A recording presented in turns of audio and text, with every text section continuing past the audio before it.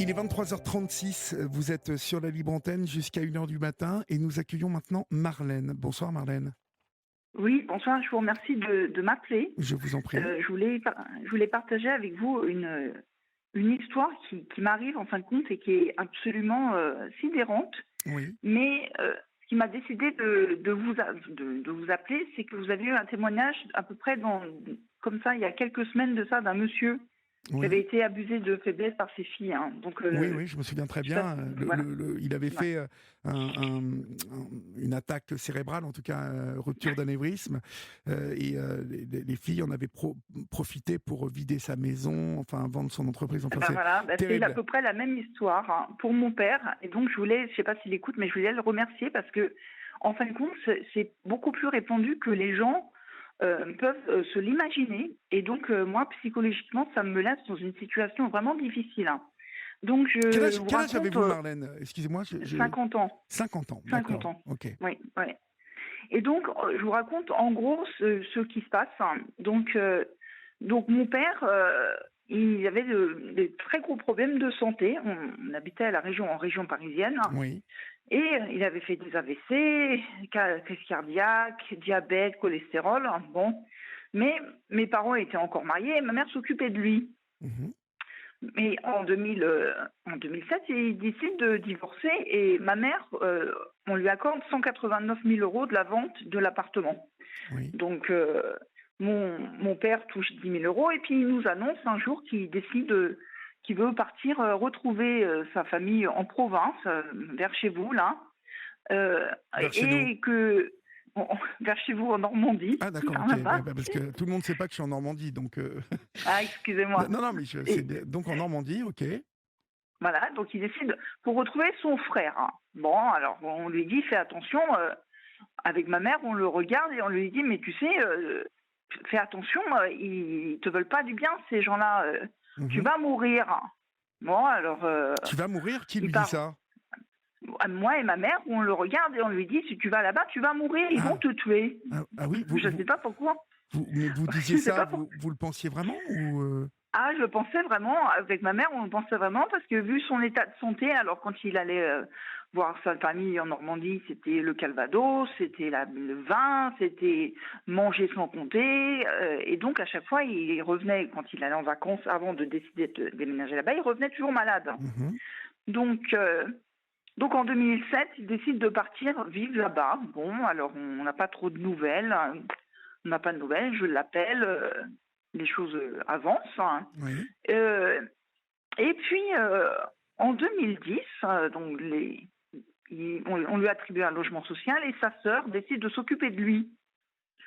La sœur, il ne l'avait pas vue depuis 40 ans. Hein. Et moi, je ne la mhm. connais pas, la sœur. Hein. Donc, elle décide de s'occuper de lui, surtout les finances, le ménage, la santé. Elle ne connaissait rien du tout. Et je dois quand même préciser que cette femme, son métier, elle était conseillère aux successions dans une grande banque nationale. Ah, C'est important. d'accord, Voilà. ok. Donc, c'est important pour la suite. Donc, en été 2010, un jour, on entend dans la courette en bas de chez ma mère était restée à Paris, Oui, on entend crier le nom de ma mère, viens me chercher, viens me chercher. Donc, on regarde, on descend et mon père était là dans la courette. oui. Alors, on n'était pas prévenus, donc on lui dit, on va le chercher, on lui dit, mais qu'est-ce que tu fais là? Il s'assoit sur le canapé et il se met à pleurer. Ah oui, Et il dit, c'est ma sœur, elle me prend tout, j'ai pas d'argent, je peux rien faire, et je suis prisonnier. oui. Ah bon, alors, donc, la journée passe, on ne pouvait pas le garder à Paris parce qu'avec ma mère, on habitait dans un studio et elle avait refait sa vie. Donc, il n'y avait pas la place de le garder. On le remet dans le train. Avant de partir, on lui dit, mais comment est-ce que tu as fait pour venir ici? Oui. Parce qu'il n'arrêtait pas de nous dire qu'elle lui donnait que 10 euros par semaine Mhm, sur une retraite de 1700. mhm. Donc, il dit, mais ce que j'ai fait, j'ai 10 euros par économisé. semaine? 10 euros par semaine? Elle, ouais, donc elle lui donnait par mois 40 euros et vous aviez le reste qui disparaissait. Il Mhm, n'avait rien. d'accord. Mon père, il est arrivé avec un nœud papillon et une chemise de Carlos. On aurait dit un clochard. Hein. Donc, on lui donne On lui redonne de l'argent pour le taxi, je l'emmène à la gare, on lui paye son billet de train pour retourner en Normandie. Et le lendemain, je l'appelle en Normandie à son logement. Et je lui dis, est-ce que tu es bien rentrée? Il me dit, oui, oui, je suis très bien rentrée, Marlène. Bon. Et tout d'un coup, j'entends une porte derrière qui s'ouvre. La conversation avec mon père, il avait dû poser le téléphone sur la table. Oui. Et j'entends derrière cette femme qui rentre et qui se met à lui hurler dessus en l'insultant, en lui disant qu'il n'avait pas le droit de sortir, de quel droit il était parti. Bon, alors moi, je raccroche, j'appelle la police et je leur dis, allez voir mon père tout de suite, c'est très grave, il est en danger. La police arrive et j'ai appris un peu plus tard dans la journée qu'en fin de compte, ils ont sorti cette femme qui était la sœur, ils lui ont repris les clés et sur cette femme, elle était en possession des cartes bancaires de mon père et des chéquiers que mon père a dénoncé quand la police est arrivée. Il n'avait rien. Donc, bon, alors le temps passe, il me dit que ça va moyen, il ne voulait pas trop parler en fin de compte de ce qui se passait. Et je raconte la suite. Donc en 2012, j'étais à Londres et Johnny Hallyday passe à Londres en concert. Oui.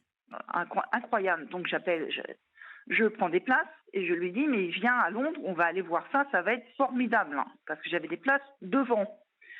Et il me dit, comme ça, il me dit, mais je peux pas venir, Marlène, je peux pas voir Johnny, je peux pas sortir de chez moi, je peux pas marcher, c'est la merde. Il me dit comme ça, je m'excuse de parler comme ça, c'est la merde, je suis vraiment, ça va pas. Donc, moi, entre-temps, j'ai eu un enfant qui est très gravement malade, qui a une maladie génétique orpheline, et donc je devais m'occuper de mon fils, plus de mon père à distance. Donc, en 2012, à l'été 2012, je décide d'aller lui rendre visite à l'improviste. Et j'ouvre la porte, et alors ce que j'ai vu, c'était horrible. Hein. Le logement était d'une saleté incroyable, hein. Il y avait de l'urine partout, il y avait 2 gros sacs Ikea de vin, il n'y avait pas de légumes, il était dans son fauteuil, hein. Il se faisait dessus, et le fauteuil, il y avait en dessous le fauteuil, il y avait des taches d'urine, il y avait des mouches qui sortaient du matelas parce qu'il se faisait dessus. Mais ce que j'ai pas compris, c'est qu'il avait le droit à une aide personnalisée au logement. Il avait une AVC, enfin une femme qui venait lui faire son ménage. Il avait des infirmières. Bon. Alors je lui dis, écoute, est-ce que c'est pas possible? Qu'est-ce que tu as comme papier chez toi? Elle me dit, j'ai rien. Alors je cherche. Et donc il n'y avait pas de passeport, rien. Il y avait seulement une lettre d'offre d'un logement social au rez-de-chaussée pour personnes handicapées dans l'immeuble en face. Et il y avait marqué en gros, manuscrit, refus de Madame Intel, parce que Monsieur Marlène, on va l'appeler comme ça, hein, mon père, ne peut pas se déplacer dans un autre logement. Donc elle a fait en sorte qu'il reste prisonnier. Parce le logement qu'il avait, il était au 2e étage sans ascenseur, il ne pouvait pas sortir. Il ne pouvait pas marcher, mon père, paralysé. D'accord. Il n'avait pas d'amis, personne ne venait le voir, il ne voyait plus, donc il ne pouvait pas téléphoner et appeler à l'aide. Donc les seules personnes qui étaient autour de lui, c'était le médecin, la femme de ménage et l'infirmière. Donc je lui dis, écoute, c'est pas possible, ce logement social, je l'emmène tout de suite au bailleur social. Alors mon père dit, si, je veux cet appartement. Je l'emmène ensuite, alors je lui dis, tu as de l'argent pour déménager? Il me dit, non, j'ai pas d'argent, j'ai de l'argent, il faut qu'on aille à la caisse d'épargne. Oui, mais il était sous tutelle? Il était sous tutelle ou pas? Non, pas du tout? non, il n'était pas, non, pas encore. Hein. D'accord. Puisque la sœur, vous allez voir la fin de l'histoire, la sœur vidait les comptes, donc c'était pas du tout l'intérêt de la sœur de le mettre sous tutelle. Donc, les logements, on va à la caisse d'épargne, on lui dit, monsieur, votre plan d'épargne, vos économies, là, que vous aviez depuis 80 ans, le compte a été fermé. Oui. Alors, mon père doit s'asseoir. Alors après, il me dit, attends, j'ai encore de l'argent ailleurs à la Société Générale. Donc, mais il a été fermé, mais il y avait combien dessus? Vous savez, il avait une idée de ce qu'il y avait dessus? Eh bien non, parce qu'après le décès de mon père, j'ai demandé à 4 reprises à la caisse d'épargne la copie des comptes. Oui. Et ils m'ont invoqué le secret bancaire, alors que quand quelqu'un est décédé, il n'y a pas du secret bancaire. Hein. Donc j'ai jamais eu, je ne sais pas combien il y avait. Son livret d'épargne populaire de la Société Générale, où il plaçait dessus 700 € par mois, soi-disant, Bah, on lui dit, monsieur, depuis 2008, on lui dit, monsieur, mais il n'y a rien, il est vide votre compte. Vous n'avez pas d'argent. Incroyable. Alors, mon père, il était vraiment, bon, comme il a des gros problèmes de santé, j'ai vraiment cru qu'il allait mourir sur place. Donc, Le pauvre. je lui dis, je l'emmène à la police de la ville, là, en Normandie, et il Oui. me dit, madame, non, non, pas de plainte, on ne prend pas les plaintes. Ça, c'est des histoires de famille, on la connaît, votre famille. Mais On ne prend comment pas les ça? plaintes, on va prendre. Mais encore des flics des gendarmes qui refusent des plaintes. C'était pas les gendarmes, c'était le commissariat a refusé la plainte. Mais ils n'ont pas le droit de refuser la plainte. Ils n'ont Ah pas ben le oui, droit. je sais, mais je me suis battue, j'ai rien à faire, pas possible. Donc, en désespoir de cause, je dis attends, attends, on est en centre-ville, je vais t'emmener. Donc mon fils était là aussi avec ses gros problèmes de santé, donc c'était un peu compliqué. Mhm. Je l'emmène aux services sociaux et je lui dis madame, mais qu'est-ce qui se passe? Et on s'assoit, et elle nous reçoit en urgence, et elle regarde mon père et elle lui dit mais monsieur Levoix, euh, vous rappelez en 2010, votre sœur, hein, en 2010, je vous rappelle que c'est quand il est arrivé à Paris qu'il nous a déclaré qu'il n'avait pas d'argent. Donc, mais mon père dit non, dites rien à ma fille, hein. Dites rien, je veux pas qu'elle sache. Donc elle lui dit, il faut que vous allez au soigner de votre sœur, elle est dangereuse, elle va vous tuer. Vous allez mourir avec cette femme, hein. Donc, mon père se met à pleurer, je ne savais plus quoi faire. Moi, je devais repartir parce que mon fils tombait malade. C'était tellement sale qu'on ne pouvait pas vivre là-dedans, en fin de compte. Donc, je rentre et tout de suite, je fais avec des photos. Ah oui, parce que j'avais aussi découvert des talons de chèque, hein. Oui. Et alors, j'avais découvert, par exemple, le jour même, il y avait 3 pleins d'essence. Mais mon père n'avait pas de voiture. Mhm. Bah, tout le monde se servait Ben voilà. allègrement sur le compte du grand-père. Alors non, j'ai appris après, plus tard, par des enregistrements clandestins, que la sœur, elle donnait rendez-vous à la Ah oui, à tout le monde. à la belle-sœur, à la station essence. Excusez-moi. À la station essence. Attendez, c'est le chien, excusez-moi. Et donc, et donc tout le monde remplissait la station, tout le monde remplissait leur véhicule en fin de compte. Mais j'ai aussi découvert, par exemple, des courses. Vous avez des courses pour 400, 500 euros par semaine. Donc, je prends les talons de chèque, je fais un fichier Excel, je prends les photos du logement. Les services sociaux font un signalement auprès de la police. Oui. Donc, je me dis, c'est bon, les choses vont s'arranger. Hein. Mais Oui. non, pas du tout. Mhm. Pas du tout. Arrangé du tout pour mon père. Donc, il a été placé sous curatelle renforcée. Mais pour cette procédure de curatelle renforcée, j'ai eu accès à tous les dossiers des PV d'audition qui se trouvaient au tribunal, Oui. grâce à l'avocat. Et j'ai découvert des déclarations absolument incroyables, parce que ce que j'ai oublié de vous dire, c'est qu'en 2008, mon père s'est retrouvé à l'hôpital avec un AVC. Mais comme je n'existais nulle part, j'ai jamais été prévenue qu'il était à l'hôpital. Et dans ce PV d'audition que je découvre en 2008 par un des neveux... PV d'audition déclaré par qui, en fait? Alors, en 2008, mon père avait porté plainte, mais ça, comme j'existais pas, pour vol de chèque. Et il y a eu une enquête qui a été menée. Oui. Et mon père avait perdu la tête et il ne se rappelait pas avoir donné un chèque, en fin de compte. Mhm. Et c'est 1 an et quelques après qu'il s'est rappelé qu'il y avait eu un chèque. Donc, la personne qui avait encaissé le chèque, c'était un des neveux. Il a été convoqué à la police et il a déclaré que sur le lit d'hôpital en 2008, pendant que mon père se récupérait d'un AVC, la sœur était arrivée avec des papiers, avait mis tout le monde en témoin et il avait fait signer plein de papiers à mon père.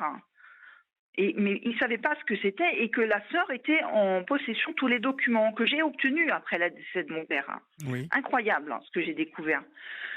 Donc, ce que j'ai découvert au décès de mon père, c'est que les papiers qu'elle lui a fait signer sur un lit d'hôpital, c'était des crédits revolving, des prêts SOG4, 2 assurances décès, 2 assurances vie. Enfin, il y avait des montants incroyables. Il y a eu des prêts Revolva, des prêts Financo.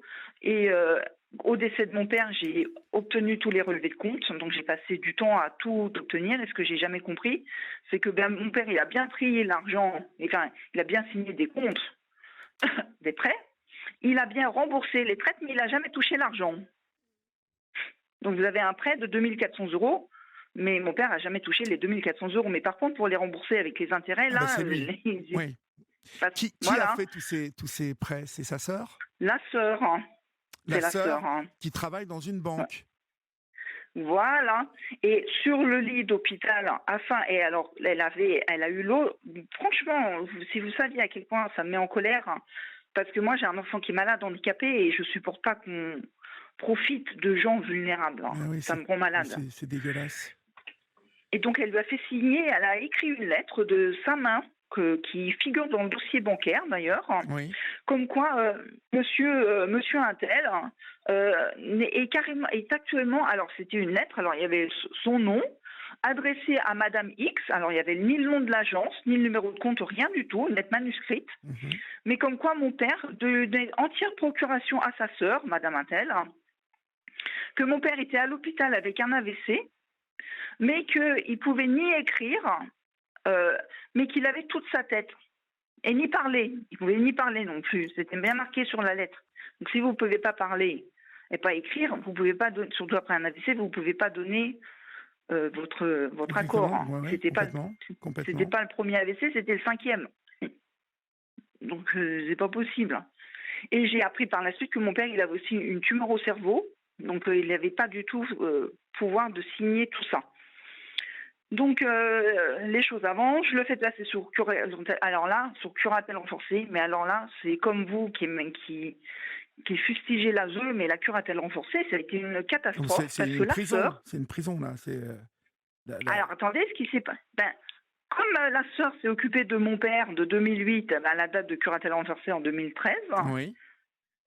La curatelle renforcée, la curatrice a fait confiance à la sœur, et... il y a eu elle remboursait des faux prêts à la sœur, donc vous avez des virements de 8 500 euros dette. Oui. Vous avez les meubles ont été volés, mais c'est l'argent de poche de mon père, donc les 170 euros par mois qu'il devait toucher, était versé sur le compte de la sœur. Bien sûr, elle ne versait rien du tout à mon père, donc il était sans un sou, rien, sans téléphone. Il ne pouvait pas téléphoner. Pendant toutes ces années, il n'a pas eu de soins, donc il a commencé à perdre ses dents, il est devenu édenté. Il ne pouvait pas lire. Les lunettes, elles n'étaient pas adaptées, donc il ne voyait rien du tout. Il devenait aveugle. C'est une histoire, mais ça me rend malade. Hein. Donc la décision de tutelle dit que la curatelle renforcée exclut tous les membres de la famille. Hein. Voilà. Donc, pendant cette période de curatelle renforcée entre 2013 et 2015, avant que mon père décède, il y a 22 000 euros qui ont disparu. Mais ce que je ne vous ai pas dit, c'est que la somme qui a disparu entre 2008 et 2013, elle est de 122 000 euros. Oh là là là là là là. Mais ils m'ont tout pris. Bon, mais vous avez porté plainte contre ces gens-là, ou alors le fait qu'ils soient sous curatelle l'empêche de porter plainte? Parce que là, c'est carrément une escroquerie en bande organisée, pratiquement. C'est la sœur... J'ai porté plainte. J'ai porté plainte en 2010. Bon, alors ça a suivi son instruction. J'ai reporté plainte en 2012, qui a été classée sans suite, puisque j'avais une procédure de curatelle renforcée en cours. Donc ça a été classé sans suite. J'ai eu un avocat qui m'a dit non, madame, il faut faire appel. Elle m'a dit comment faire la lettre. Donc j'ai fait une lettre de constitution de partie civile. 2014, j'ai reporté plainte. 2018, j'ai dû retourner à la police parce que tout le monde me disait mais madame, c'est pas possible. Donnez-vous les preuves il y a des faux. Mais ils avaient tout, ils avaient les originaux. Ils ont tout. Le dossier, j'ai envoyé hier à un avocat, j'ai envoyé 20 kilos de preuves. Hein. Je peux pas. J'ai tout fait. J'ai été convoquée chez la juge d'instruction en 2017 et on me dit madame, on va ordonner une expertise graphologique sur tous les biens. Donc j'avais récupéré à la mort de mon père le passeport. Alors le passeport, je ne sais pas comment ils ont fait parce qu'ils ont fait une fausse signature sur le passeport. Hein. C'est faux.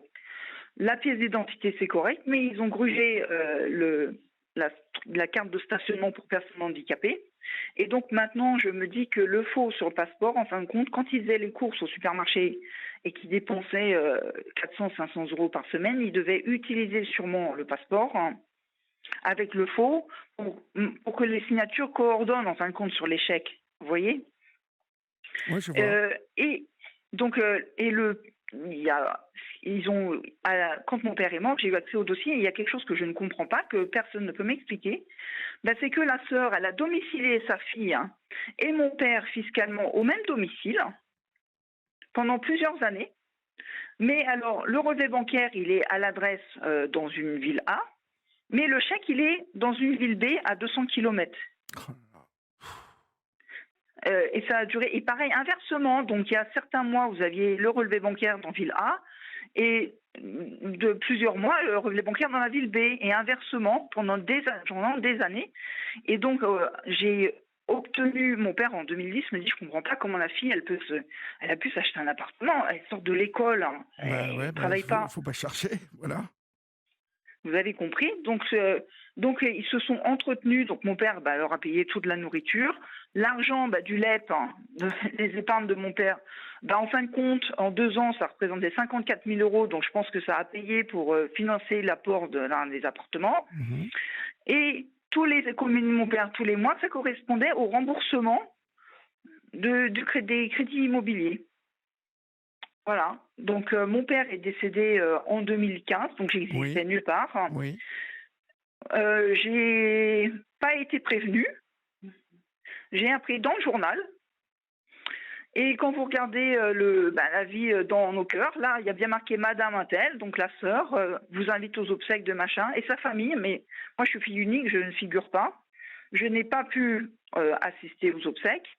Et à la mort de mon père, j'ai reçu une facture des pompes funèbres me demandant de financer les obsèques de mon père, puisque c'était mon père, Oh là là. puisque la tutrice n'a jamais déclaré. Ah oui, alors j'ai aussi les dettes de maison de retraite aussi, 1 an de maison de retraite, parce que la tutrice n'a jamais déclaré les assurances vie. Donc je me suis retrouvée avec des dettes. Donc l'enterrement, ma mère voulait que je paye. J'ai dit, moi, c'est pas ma facture, je ne paye pas, parce qu'elle va toucher 6 000 euros derrière, je ne vais pas payer. Et ils ont fait au moins cher, il y en a pour 2 000 euros. J'ai dû payer le funérarium pour pas que les cendres de mon père disparaissent, parce qu'elle a voulu. C'est vous qui avez payé. La sœur n'a rien payé? À l'origine, elle ne voulait pas payer, elle voulait encaisser l'assurance obsèques. Et comment elle pouvait encaisser l'assurance? Parce que l'assurance aussi, elle faisait partie de ce qu'elle a forgé. Quand vous lisez le contrat d'assurance que j'ai récupéré, et alors bénéficiaire premier c'est elle, et bénéficiaire 2 c'est son fils, qui est un très grand notable. Ok, voilà. On va continuer à en parler, parce que ça ne peut pas s'arrêter là, cette histoire. Vous avez bien fait de nous appeler. Il va falloir que vous nous apportiez quelques précisions quand même sur tout ça, et surtout à savoir si ça a des chances d'aller au bout avec la justice. Mais vous restez avec moi, on va laisser passer l'info et puis on se retrouve dans quelques minutes, d'accord ? Oui, très bien, merci. Il est minuit passé de 6 minutes, vous êtes sur Europe 1 et si vous nous rejoignez maintenant, c'est la libre antenne d'Europe 1 qui se prolonge comme chaque soir jusqu'à 1h du matin. Vous pouvez continuer à appeler Florian, Julia qui sont dans cette régie et qui attendent vos appels au 01 80 20 39 21. Vous pouvez continuer à nous écrire aussi vos SMS au 7 39 21 suivi du mot nuit écrit en lettres majuscules suivi d'un espace. Nous sommes là pour vous lire et pour vous écouter, chers amis. Nous sommes avec Marlène. Marlène, vous nous racontez l'histoire de votre père, une histoire assez incroyable parce que ce pauvre père s'est fait totalement spolier, arnaquer. C'est terrible ce que vous nous racontez parce que j'ai l'impression qu'en fait que les plaintes que vous avez déposées, mais est-ce que ça a servi à quelque chose au moins ? Non, rien. Parce que ce qui s'est passé, c'est qu'en 2014, je me suis quand même rendu compte que même sous la curatelle renforcée, mon père, ça allait pas du tout. Il était toujours sans rien. Mais en 2014, donc j'ai reporté plainte et on m'a nommé un avocat par l'aide juridictionnelle. Oui. J'avais fait une lettre au bâtonnier en lui disant que je voulais choisir mon avocat, mais on m'en a signé un. Écoutez, je crois que j'ai fait au moins 2 lettres par an en demandant au bâtonnier de me changer d'avocat. Il n'a rien fait. Donc, pour avoir une décision de justice, parce que moi, je voulais attaquer la banque en civil et ainsi que la tutrice, donc c'est l'État. Mais pour faire ça, vous avez besoin d'une décision en pénal. Donc il fallait que je fasse condamner la sœur en pénal pour escroquerie, abus de faiblesse, enfin tous les faits qu'ils m'ont reproché. Ce qu'elle a commis, cette femme a commis une escroquerie, quand je dis en bande organisée, avec son fils, avec les cousins, parce que quand on donne rendez-vous à la station-service pour faire le plein à tout le monde, ça s'appelle de l'escroquerie en bande organisée. Vous êtes sûr que vous ne pouvez toujours pas reporter plainte ? Attendez, parce que je ne vous ai pas raconté la fin de l'histoire. Donc cet avocat, alors attendez, la fin de l'histoire. Donc mon père meurt en 2015, le pauvre. Je vous dis, je vous ai raconté ça. Dans un état pas possible. Et alors, écoutez un peu jusque l'horreur de cette femme. Mon père était mort par terre, donc ça c'est la maison de retraite qui me l'a raconté, et c'est documenté dans les papiers que j'ai récupérés. Mon père est tombé dans la nuit et il ne pouvait pas se relever, il était trop lourd. Les pompiers sont venus pour le mettre dans le lit et ils n'ont pas pu. Ils l'ont découvert à 6h du matin, il était bleu. Donc comme j'existais pas, la première personne qu'ils ont appelée, c'est la sœur.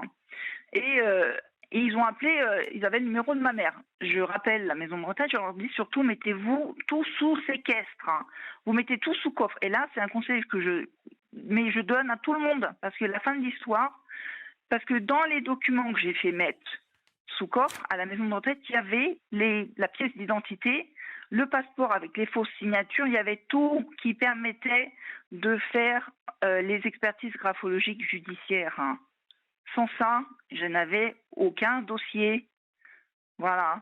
Et donc ça, c'est sous séquestre. Donc, elle est arrivée dans la chambre et il y avait une lithographie qui était au mur. Et mon père m'avait toujours dit, cette lithographie, c'est pour ton fils. Je te le donne en héritage. Et elle lui est passée dessus. Il était par terre. Et ça a même choqué le personnel de la maison de retraite. Elle lui est passée dessus et après la lithographie, elle est partie avec. Elle est partie avec. Jusque dans la mort, en fait. Jusque dans la mort, ouais. Mais quelle horreur. Quelle horreur. Et cette femme, vous dites que c'est une notable et son fils est un notable ? Son fils est un notable, oui. J'ai dit à Florian ce qu'il faisait. Je ne peux pas vous le dire au téléphone. Mais j'ai dit à Florian. Il va me le dire, Florian. Ouais, je lui ai dit sa profession et tout. Et vous allez voir, vous allez tomber de votre chaise. Ah bon ? Donc, ouais. Et donc l'avocat, donc à chaque fois on me demandait l'avocat et la juge d'instruction. Donc j'ai été convoquée en 2017. Rapporte les papiers.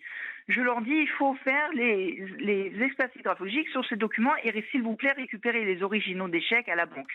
Entre-temps, moi j'ai travaillé comme une folle. J'ai récupéré tous les dossiers médicaux de mon père depuis 97. J'avais tout récupéré. J'ai récupéré aussi, alors ça c'est aussi un conseil que je donne à tout le monde, mais les gens ne vont pas me croire de ça, mais j'ai récupéré le dossier de tutelle avec les virements et tout ça. Et il y avait des faux. Il y a des fausses factures. D'accord. Alors, par exemple, il y avait une facture pour le dentiste. 1400 €. Donc moi, j'ai écrit au dentiste avec la copie de la facture. Je lui dis, est-ce que madame, elle m'a dit, mais madame, votre père, je ne l'ai pas vu depuis 2008. Donc en 2015, mon père n'a pas pu aller chez le dentiste. D'accord. Et donc tout était comme ça. Les ambulances, les frais d'ambulance, mon père a bien payé l'ambulance de sa poche, mais il n'a jamais été remboursé alors qu'il était à 100%. Donc si vous avez, franchement, si vous avez quelqu'un qui décède de votre... Il faut vraiment tout éplucher les comptes parce que vous ne savez jamais à qui vous avez affaire en fin de compte. Vous voyez, ça revient au monsieur de la dernière fois avec ses filles. Et donc l'avocat, ce qui s'est passé, je vous raconte en gros, donc il n'a jamais, à chaque fois que je lui répondais, que je lui demandais j'ai jamais reçu de lettre de sa part, j'en ai reçu 6 depuis 2014, entre 2014 et 2023. Oui.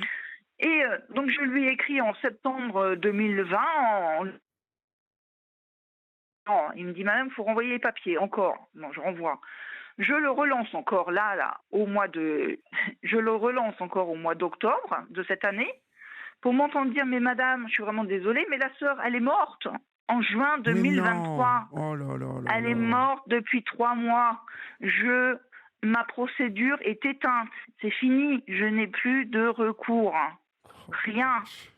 Et les enfants, ils ont hérité de mon héritage, qui a mal été acquis d'ailleurs.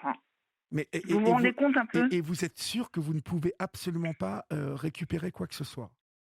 Rien du tout, puisque alors, donc comme les faits, je les ai découverts en 2010, oui. vous avez 5 ans en pénal, pour 5 ans. Mais ça a traîné, puisque personne ne faisait rien. Donc, j'aurais pu avoir une condamnation si, par exemple, aujourd'hui, elle était condamnée aujourd'hui en pénal et que j'avais une décision de justice qui marquait qu'elle était coupable. Là, j'aurais pu aller ensuite en civil auprès des banques, de la tutelle, du médecin qui n'a rien fait, non-assistance des personnes en danger. Mais comme elle est morte et que je n'ai pas eu de décision de justice, je n'ai aucun recours. Rien. Je n'ai que mes yeux pour pleurer. C'est tout. C'est vrai. Et j'ai un tableau. C'est tout.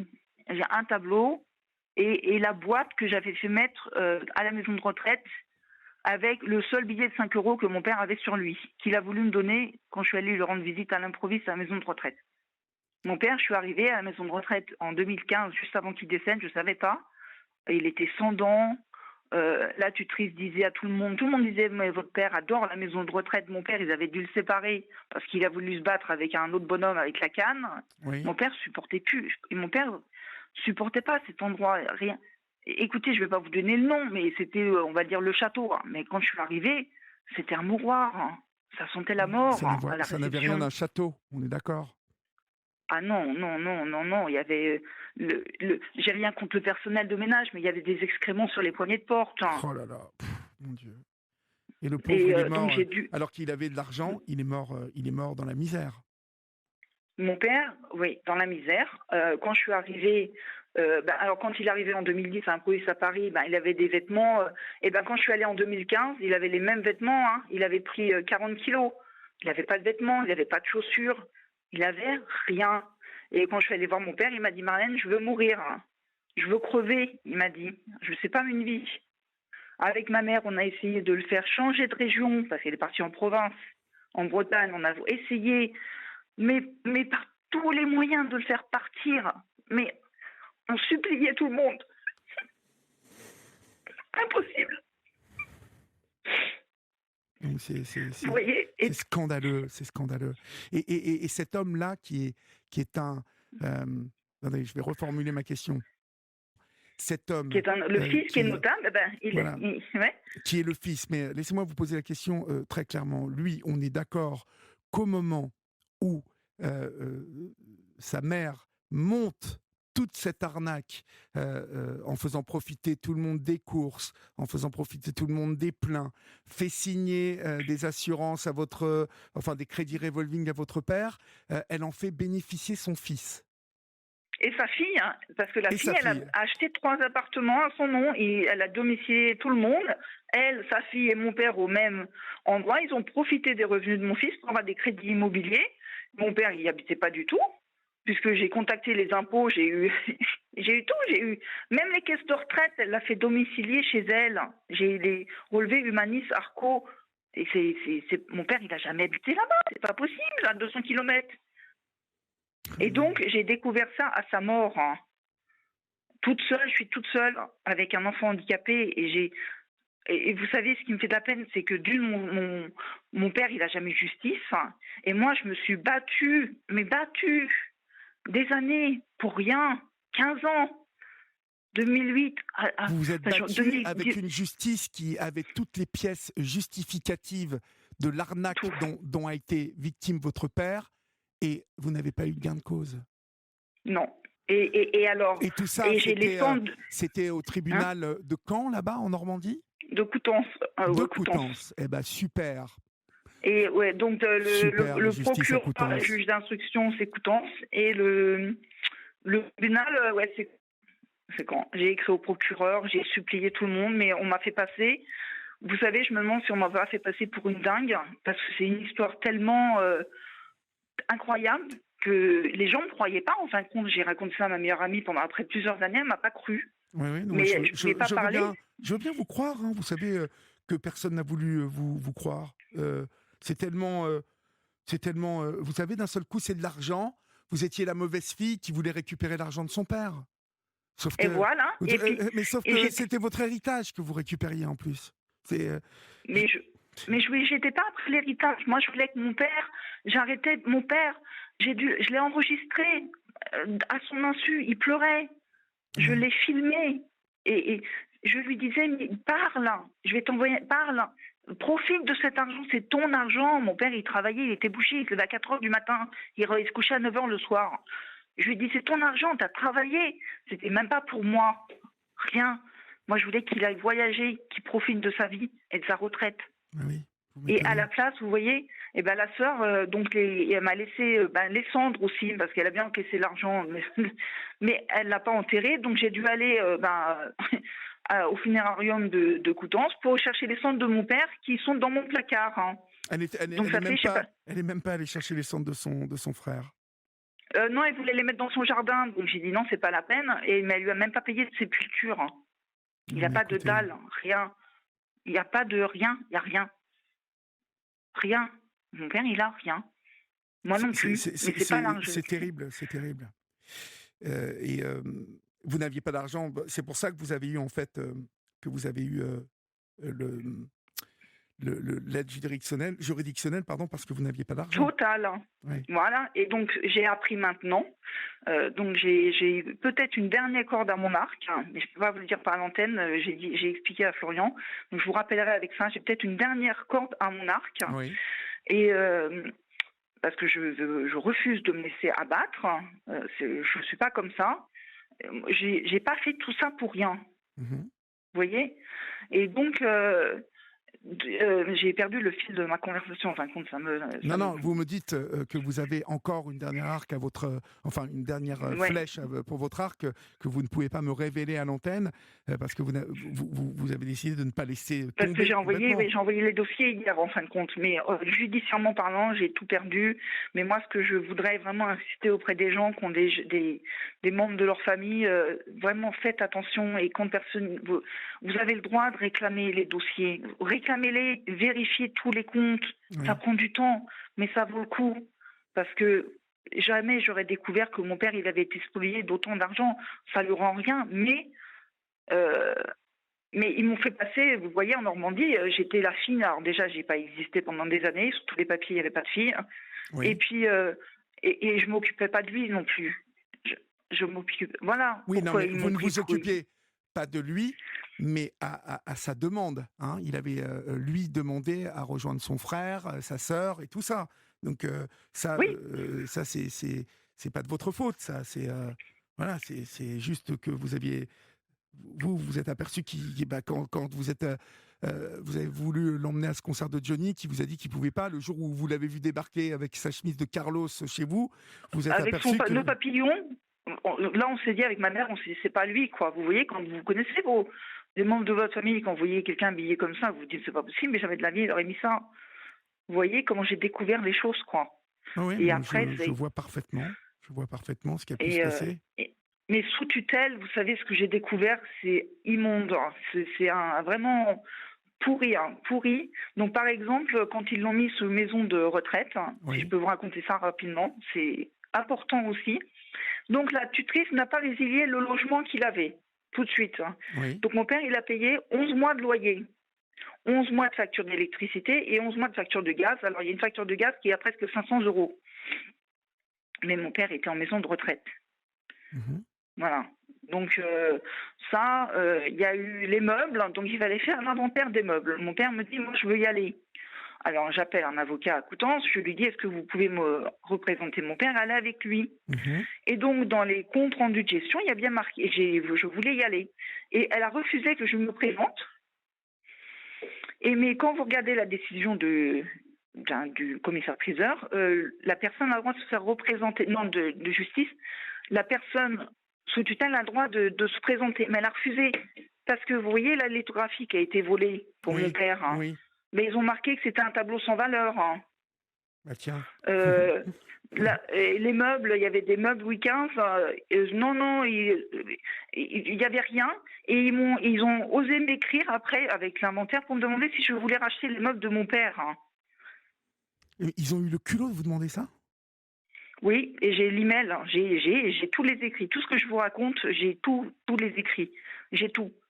J'ai Mais même écrit à la juge des tutelles comme moi, c'était scandaleux. mais C'était mon héritage. vous savez il faut absolument pas laisser tomber, Marlène, hein. Ça date de quand maintenant, ça? De 2000 quoi, vous m'avez dit? 2015, donc plus 5, 2020, c'est Bon, fini, c'est foutu. ah, vous Et pensez que là, c'est elle est foutu? morte. C'est terminé? J'ai eu une autre. Comme l'avocat n'a pas, je vais vous dire ce que j'envisage de faire, comme l'avocat n'a pas fait son travail et que j'ai raté toutes les dates pour faire appel et tout ça, moi j'envisage de me retourner contre son assurance responsabilité civile et voir si je peux pas me retourner contre les héritiers, Mmh. puisque les héritiers sont encore vivants, voir si j'ai encore le droit. On peut avoir une dispense du procureur de la République pour détournement d'héritage, parce que c'est pas normal que la fille elle ait hérité de 3 appartements qui ont été payés par mon père. Alors que moi, je suis toute seule avec mon fils, Mais oui, mais malade. c'est surtout ça qui ne va absolument pas. C'est que vous n'ayez rien. Ils ont bouffé votre héritage. C'est-à-dire qu'ils ont bouffé même Et le fruit du travail de votre père, qui vous revenait tout. à vous.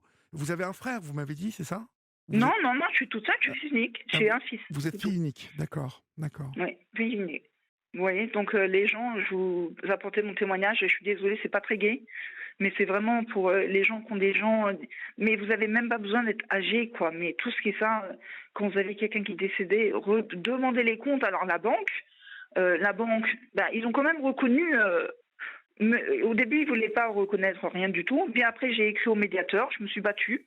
Et j'ai reçu une lettre, comme quoi, c'est marqué noir sur blanc, donc ça date de 2016, hein, Oui, que c'est bien la sœur qui a fait les faux sur les écritures de chèques. Et il y a même listé tous les chèques qu'ils ont faux. d'accord. Et alors, pour me dédommager, donc j'ai été convoquée, alors à l'origine, ils ont voulu me convoquer à Coutances, j'ai pas voulu y aller. Ensuite, ils ont voulu que j'aille à Caen, c'était trop loin, j'ai dit non. Et pour me dédommager, donc il y avait 54 000 euros en 2 ans, ils m'ont proposé 1 600 euros. Donc tout ça, je peux transformer les emails, je les ai. Hein. Mhm. 1 600 euros, il fallait que je signe un papier comme quoi je m'engageais de ne pas les attaquer en justice, Non, mais écoutez. que j'ai refusé de signer d'ailleurs. C'est scandaleux, parce Ah que la bah oui, banque, oui, oui, c'est le moins qu'on puisse dire que c'est scandaleux. ils avaient une obligation de vérifier les comptes et ils savaient que mon père était handicapé. Parce que la dame de l'agence me l'a dit, elle m'a dit, oh, votre pauvre père, quand il venait, il était dans un état. Elle me dit, il était toujours accompagné de sa sœur ou de la femme de ménage. Oui, mais eux, ils disaient rien, ils voyaient pas Rien. qu'il y avait une arnaque sous. Non, ils disaient rien, eux. Alors moi, je pense que, je vais vous dire ce que j'ai découvert, hein. Donc je pense que ça les arrangeait beaucoup de ne rien dire, puisque tous les prêts, les crédits et les assurances ont été souscrites à l'agence de Coutances.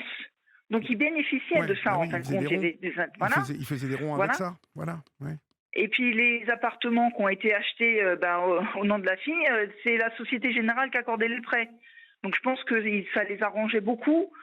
Tous les mois, ils remplissaient leur quota de vente de produits financiers. En fin de compte, ils s'en foutent.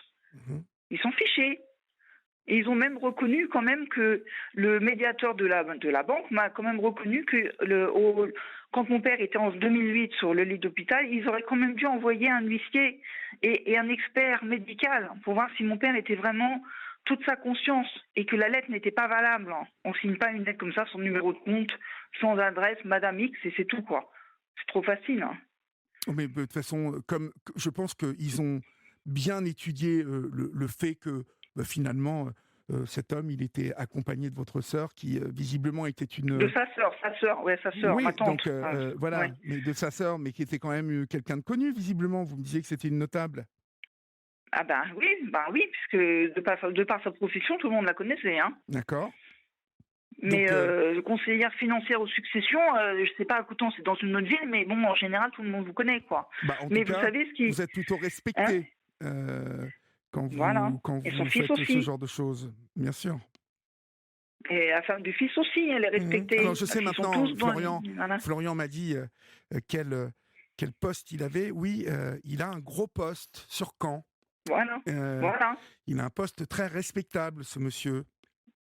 Voilà. Sauf que ce monsieur sait parfaitement, il ne peut pas dire aujourd'hui qu'il ignore les malversations qui ont été commises autour de votre père. C'est impossible. Ça, j'en sais. Il peut pas. Il ne peut pas.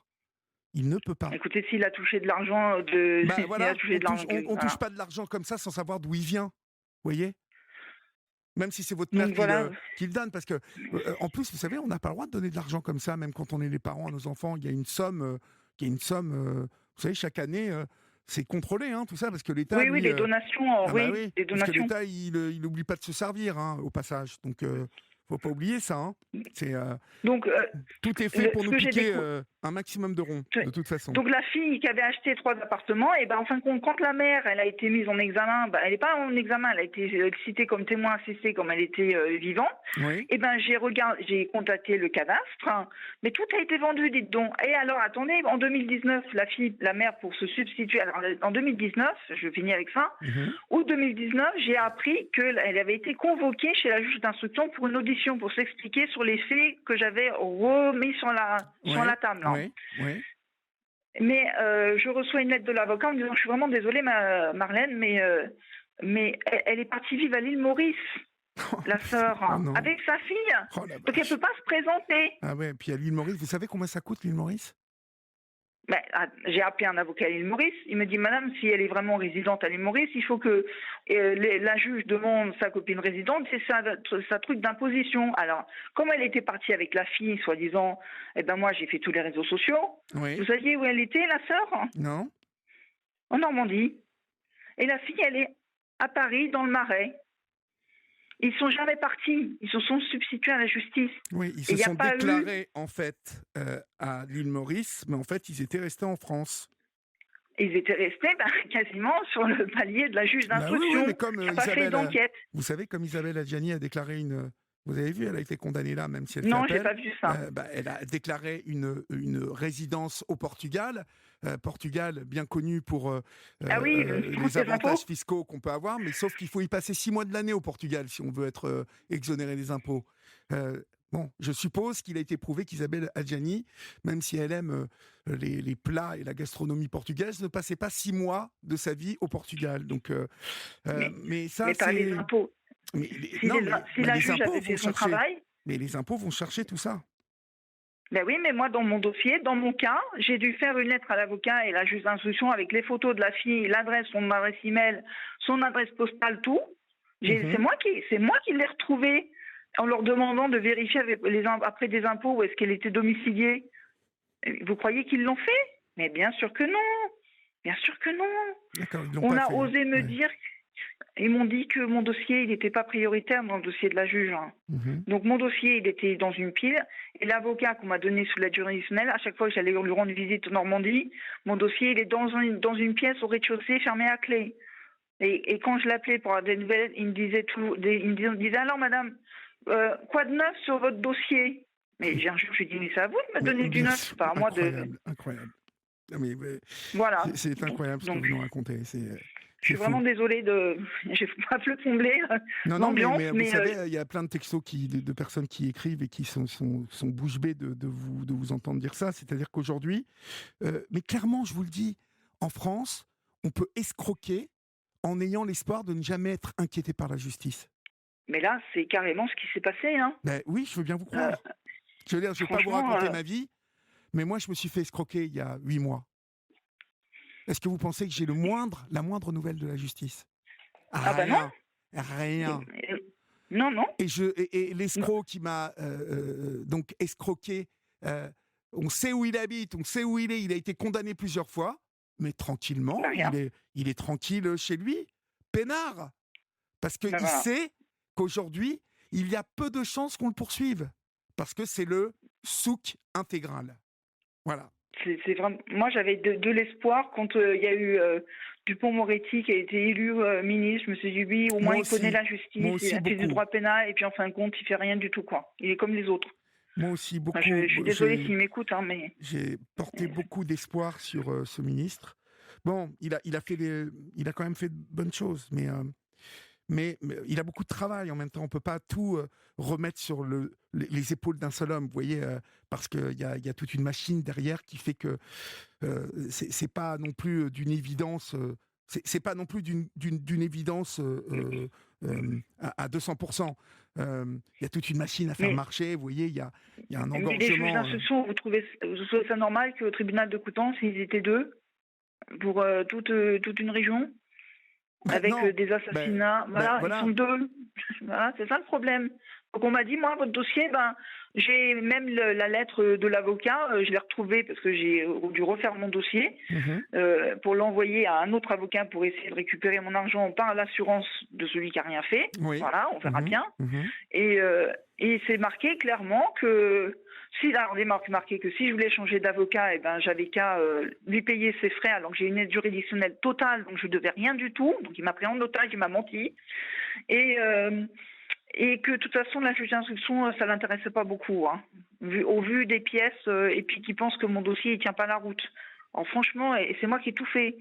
J'ai harcelé les banques, les médecins, mais si vous saviez les sommes que j'ai dépensées en recommandé accusé réception, le temps, j'ai passé des années à faire ça.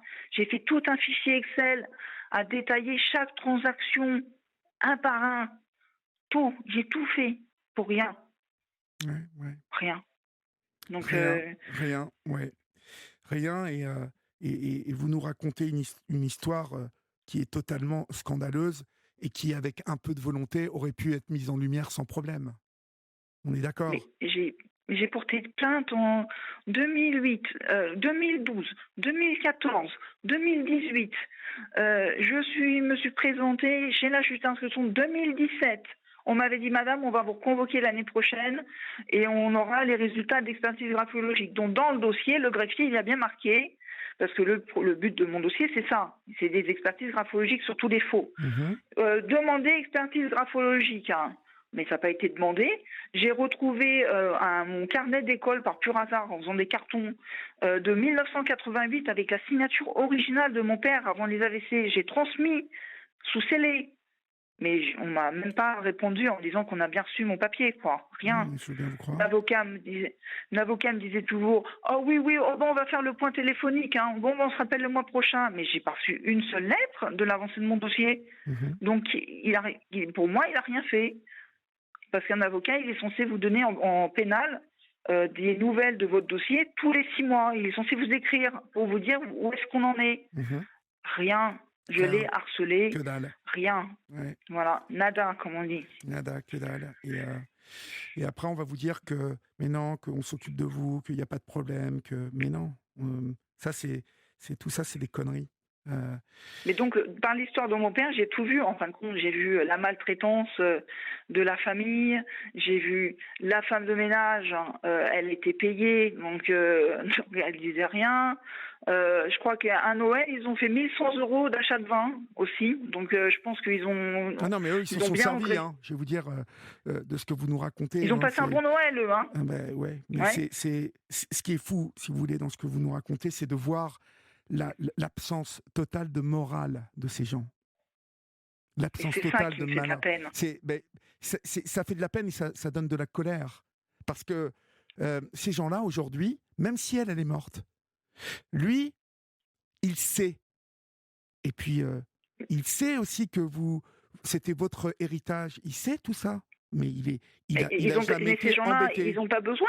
Ils n'ont pas besoin d'argent, ces gens-là. Ils sont riches. Ils sont bien, ils n'ont pas besoin d'argent. En tout cas, ils ont suffisamment pour ils ont suffisamment pour pas être embêtés et pour faire les choses tranquillement, quoi. C'est-à-dire on est là, on a arnaqué tranquillement le grand-père, là, il est mort comme un chien dans la misère, on lui a tout piqué, on a piqué à sa fille. Et puis, mais je peux vous dire que moi, si j'étais à votre place, ça se passerait pas comme ça, hein, croyez-moi. Quoi. Mais j'ai tout fait. Mais vous savez ce qui me fait de la peine dans le fin fond de l'histoire? Que moi, j'ai rien eu, ça me fait de la peine. Mais moi, j'ai un enfant qui est très, très gravement malade. Ils sont 50 dans le monde avec cette maladie. Et il n'y a pas de remède. Mon fils, il va mourir de ça. Donc, mon père, il voulait assurer les arrières de mon fils. Voilà. Rien. Mon fils, il a rien. Même pas une photo, on n'a même pas une photo de mon père parce que la sœur, comme je n'existais pas, Quand je suis allée en 2000, il n'y a plus de photos. Quand je suis allée à la maison de retraite, lui rendre visite à l'improviste en 2015, il n'y avait pas de photos. Elle avait tout foutu à la poubelle. Mon Dieu. Donc mon père, il n'avait pas de souvenirs. Mon père, il s'asseyait sur sa chaise dans son manoir, l'appartement là, et il nous regardait en photo. Il aimait bien regarder les photos de moi, ma mère et mon fils. Mais elle là, il n'y avait pas de photos. Elle a dû la foutre à la poubelle. Et même jusqu'à la fin, il a vécu avec 10 € par semaine. Vous vous rendez compte, travailler comme ça pour vous retrouver avec 10 € par semaine dans un fauteuil et vous pisser dessus, avec seulement la télé que vous ne pouvez pas voir et vous n'avez pas de dents. Non, mais c'est horrible, c'est de mourir comme ça. C'est honteux. Honteux. Honteux. Donc, j'ai vraiment beaucoup de mal à écouter ça et à masquer ma colère parce que vous savez, j'ai appris avec cet escroc-là, dont je vous parle, qui m'a escroqué, le manque total de conscience, de morale, vous voyez, de respect. J'ai affaire à quelqu'un qui est dénué de tout. Il s'en fout, il pense qu'à sa gueule. Et menteur comme un arracheur de dents. Enfin, je pense quelque part, voilà, un peu malade, j'allais vous dire, un peu fou. Parce que. Mais il faut être fou pour faire ça. Mais je pense qu'au bout d'un moment. Je pense que ça laisse apparaître une sorte de névrose, vous voyez, un truc psycho, quoi. Je pense que, vous savez, quand vous réussissez à faire des choses comme ça, à la fin, vous croyez que vous êtes. Je pense qu'à la fin, elle se croyait impuissante, intouchable. Intouchable, oui. Voilà. Puisqu'elle a réussi à faire tout ça et que personne ne lui a rien dit, et qu'à chaque fois qu'elle a été convoquée à la justice, elle a inventé une histoire. Vous savez, je vais vous dire la vérité, quand on m'a dit qu'elle était morte, j'ai même pas cru qu'elle était morte. Je me suis dit, j'ai appelé ma meilleure amie, je lui ai dit, c'est encore une de ces inventions de l'île Maurice. Je suis sûre qu'elle n'est pas morte, je lui ai dit comme ça. Oui, vous avez cru que c'était encore un gros bobard, quoi. Bah oui, je rigole parce que vous savez, et je souhaite jamais je souhaite du malheur à personne, mais je peux vous assurer que quand elle est morte, j'ai bien bu une bonne bouteille de vin, parce que franchement, ça me rendra pas mon père ni son moral, rien, mais au moins ça m'a permis de bien dormir. Vous savez, là maintenant elle sent plus rien, donc voilà, le jour où elle est morte, c'était terminé. Vous voyez, c'est non, c'est c'est le fils. Mais elle n'aurait pas dû mourir. Vous voyez, au fond de moi-même, j'ai de la colère parce que pour moi, elle n'aurait pas dû mourir avant d'avoir été condamnée. Parce que si elle avait été condamnée en pénal, après, j'aurais pu attaquer tout le monde derrière. Moi, je voulais pas qu'elle meure. Moi, qu'elle souffre. Bon, à la limite, je vous dis pas que j'aurais pleuré, mais je voulais pas. Je voulais qu'elle soit condamnée en justice. J'ai vraiment. Pourquoi est-ce que ça a mis autant de temps? Et pourquoi est-ce que les gens... J'ai écrit à l'ordre des médecins aussi, et aux médecins de famille, je lui ai dit que c'était non-assistance à personne en danger. Alors là, tout d'un coup, en 2014, là, il y a eu des lettres qui sont apparues de partout, vous voyez? Parce que, je sais pas, les gens, ils ont dû en profiter de telle façon et tellement qu'ils sont devenus aveugles de ce qui se passait autour d'eux. Mais moi, je suis pas comme ça. Moi, j'ai un SDF là dans la rue. Bon, il a réussi à trouver un logement, mais je peux pas, je supporte pas la misère et le malheur parce que vous savez jamais ce qui peut vous arriver en fin de compte. Donc, vous voyez, moi, j'avais un bon travail et mon fils aîné avec ma maladie génétique orpheline. Je me suis retrouvée sans rien. Donc, j'ai conscience de tout perdre. Mais là, enfin bon, je voulais partager ça avec vous. Je suis désolée, c'est pas très gai. Il n'y a aucune raison que vous perdiez tout. En tout cas, vous direz à Florian, vous lui expliquerez quelle est la fameuse dernière flèche à laquelle vous avez pensé. Ça m'intéresse de savoir. Racontez-lui, ne raccrochez pas. Et puis, tenez-nous au courant surtout, parce que. Je lui donnerai le nom. J'ai contacté quelqu'un qui va m'aider avec ça en fin de compte. Donc, écoutez. C'est encore c'est encore des frais. Je prends que 3 000 €, mais bon, écoutez, qu'est-ce que vous avez, qu'est-ce que j'ai à perdre? Rien. Moi, ce que je veux, c'est que mon père il puisse reposer en paix. Que ça tombe. Même, je vais vous dire, c'est une question de morale.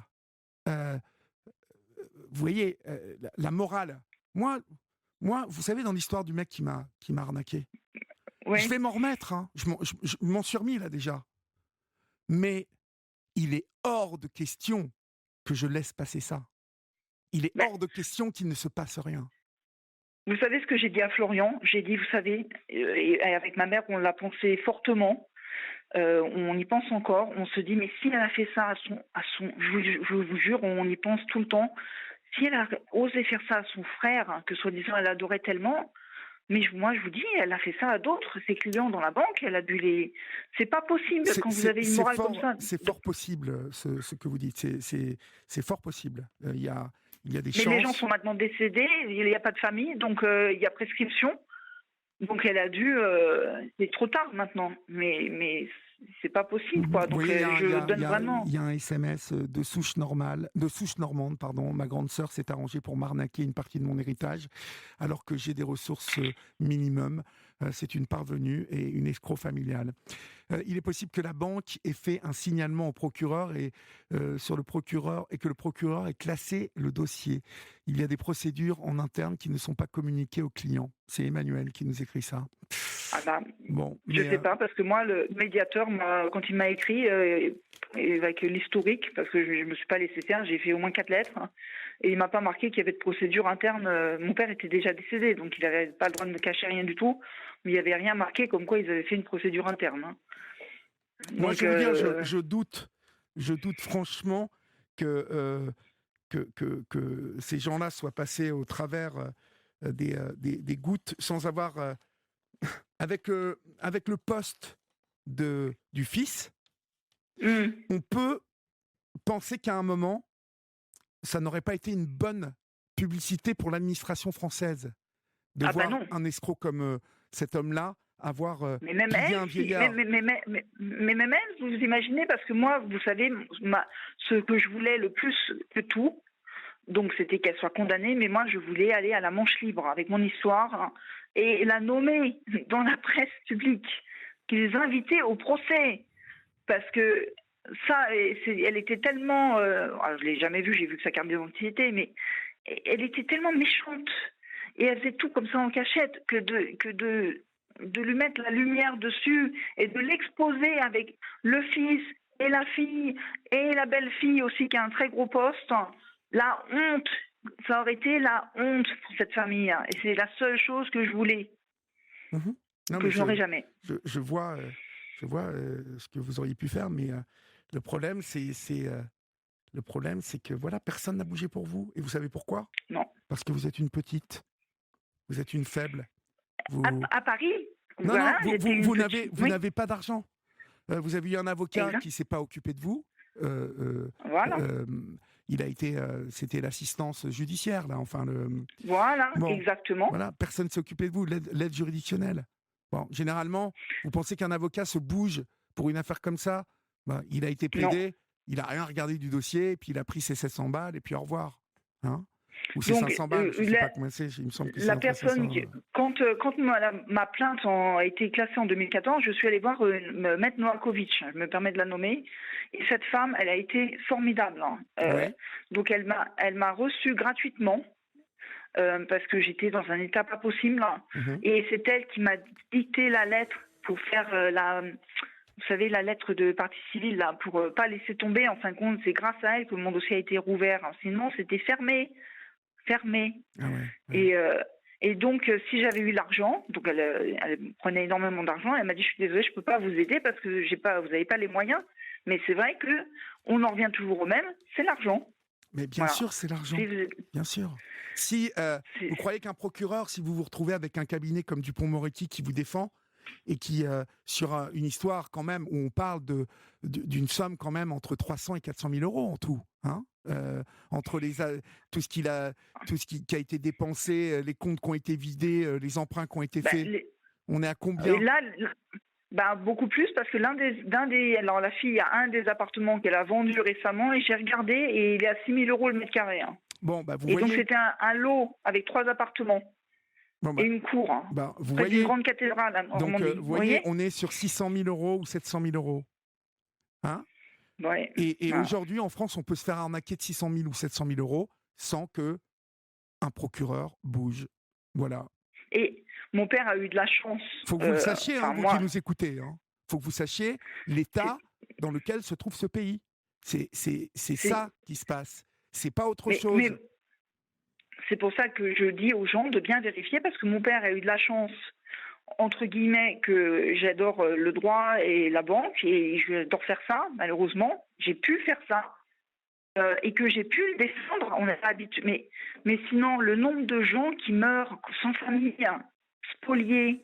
D'ailleurs, j'avais acheté un livre à l'époque qui s'appelle Les Dépossédés, et j'avais contacté la journaliste, justement, mon histoire lui est arrivée, et parce qu'elle parlait justement des vols de meubles dans ce livre, des vols de meubles sous la tutelle, les fausses factures.